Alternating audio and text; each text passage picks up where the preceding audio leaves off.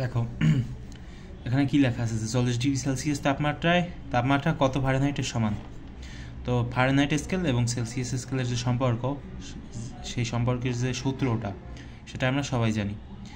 তো ভালো কথা জানি। তো এখান থেকে কি করতে পারি আমরা, F-32 লিখতে পারি বাই 9 সমান দিয়ে এই যে সি লেখা আছে না, সি এর জায়গায় 40 বসিয়ে দাও।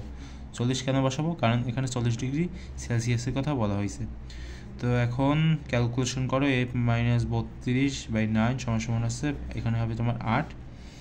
তো কী হবে, 8-এর সাথে যদি তুমি 9 গুণ দাও, সরি এখনই যাই তো ক্যালকুলেটারটা।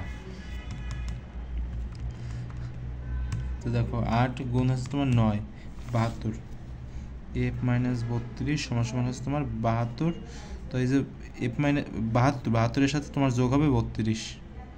72 যোগ 32 কত আসে দেখো তো, 72 যোগ 32 যেটা আসবে সেটা হচ্ছে তোমার 104 ডিগ্রি ফারেনহাইট। তো এটা হচ্ছে আমাদের অ্যান্সার, গ নম্বর।